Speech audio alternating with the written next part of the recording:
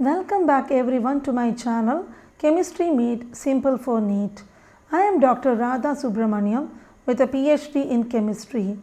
In this session, we are going to continue with the quick revision of Unit 4 Chemical Kinetics Class 12.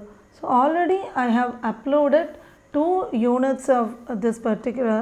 sessions of this particular unit, and those who haven't watched can go back to my previous videos and watch those units and understand the concept before coming to this video of part 3. And after this I will be uploading one more part for this particular unit, and we will try to understand the concepts of this unit in a most simple way, because if you go through this particular lesson in the textbook, it is totally confusing and most of the students will find it hard to follow the concepts. So I have put it in a very simple way. So before starting with today's unit, I would like to talk a few words about the time management for NEET exam. So you have 180 minutes to answer. 200 questions was given for 2021 NEET, and but you need not necessarily take like 1 minute, around 1 minute for one question, because each question carries a different difficulty level. So you have to be able to time yourself better as you attempt each question, and each question carries 4 marks and 1 negative marking. Keeping this in mind, question selection is crucial. Attempt your strongest concepts first and leave the ones that will take a longer time to complete for last. So now we will move on to our session for today.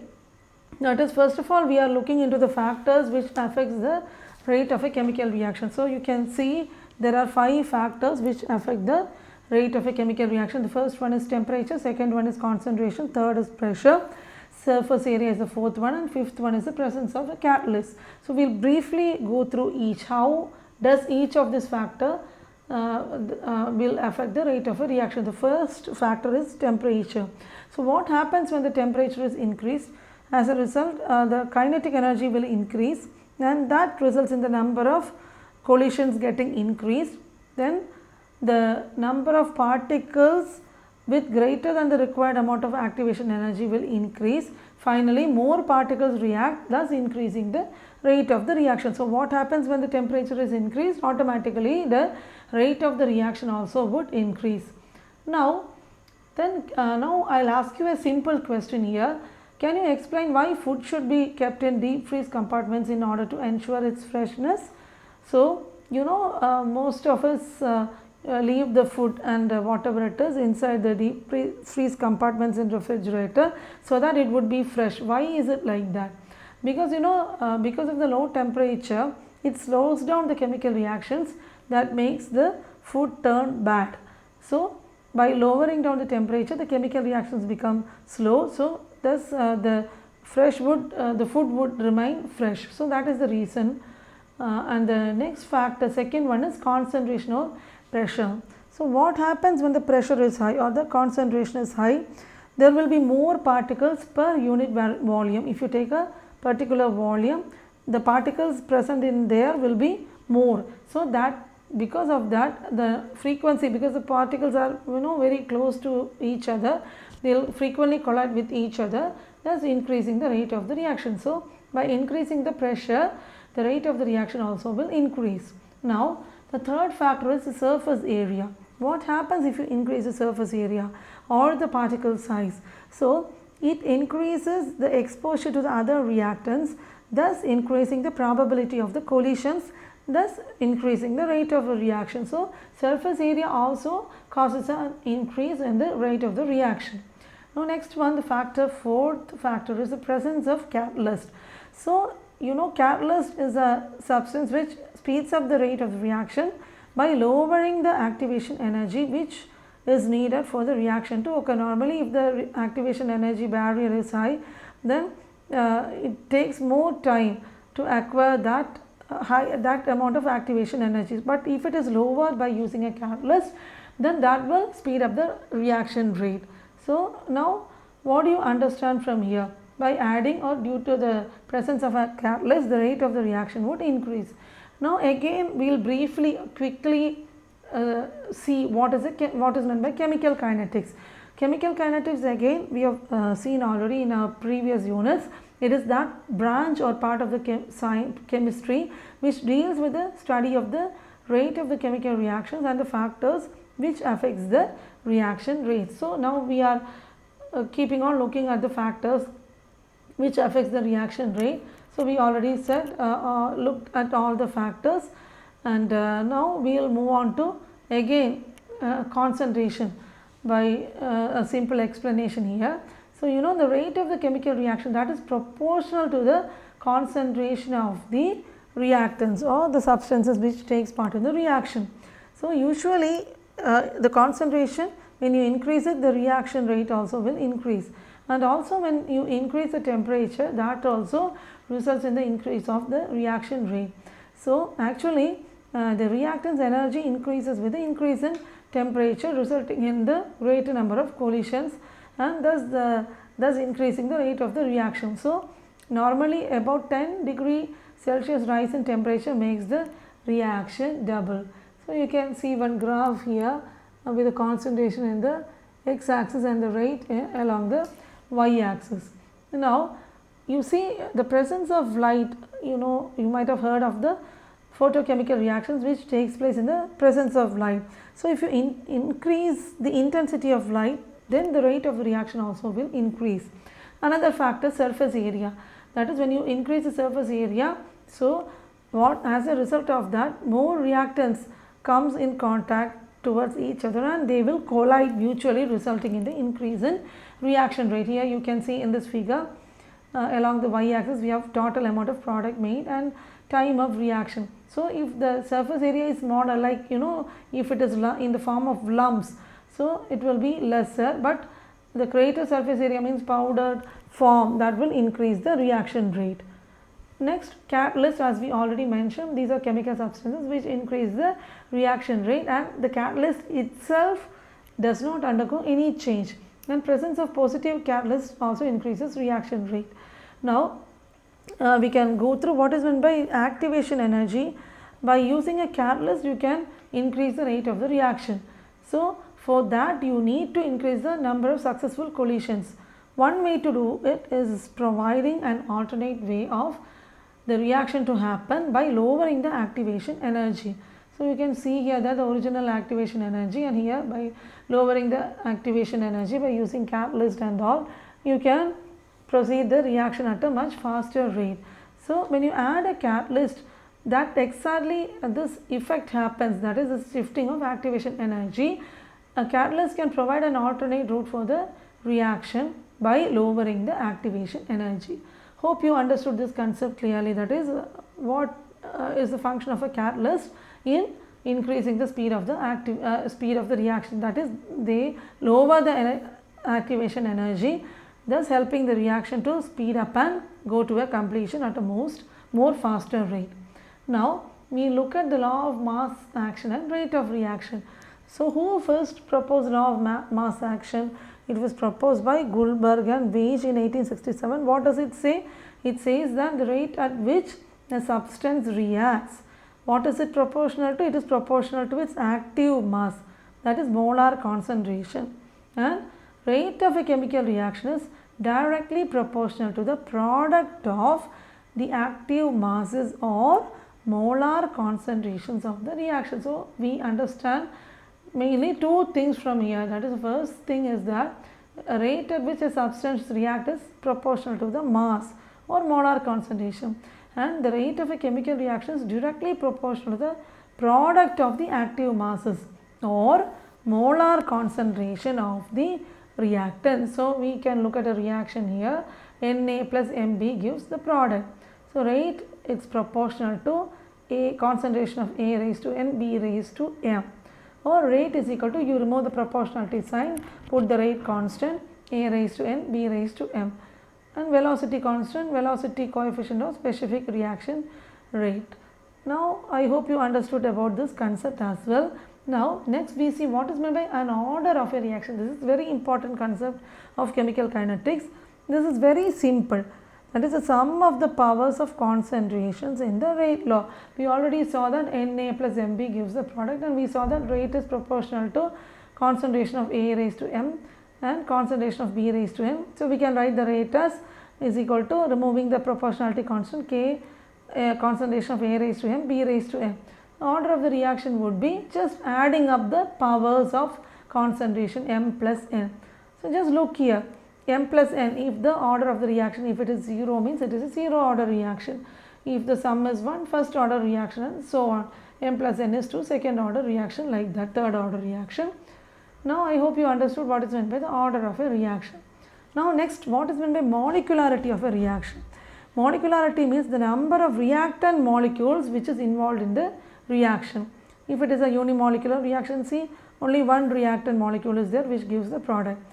Bimolecular reaction has 2 reactants involved in it to give you the product, and termolecular reaction has got 3 reactant molecules involved in giving the products. Suppose you just look at this particular reaction, that is the decomposition of N2O5. So, N2O5, if the reaction is slow, first step you get NO2 plus NO3, see, N plus N2, O2 plus O3, O5. This is a slow reaction. What if it is a faster one? N2O5 plus NO3. The product side you will get 3NO2 plus O2. So, summing up these 2 reactions we get 2N2O5. NO3 and NO3 gets cancelled. NO2 plus 3NO2, 4NO2 plus oxygen. And I hope you understood how you get this reaction. Now, we will just compare the order of a reaction with the molecularity of a reaction. Order of a reaction is the sum of the power of concentration terms in the rate reaction that we saw already. Molecularity means number of reacting species involved in a reaction. Now, how can you find out the order of a reaction? It is determined experimentally, whereas molecularity is just a theoretical concept. Order can have a fractional value, while molecularity is always a whole number. Order can have 0 value, but they do not. Molecularity never has a 0 value.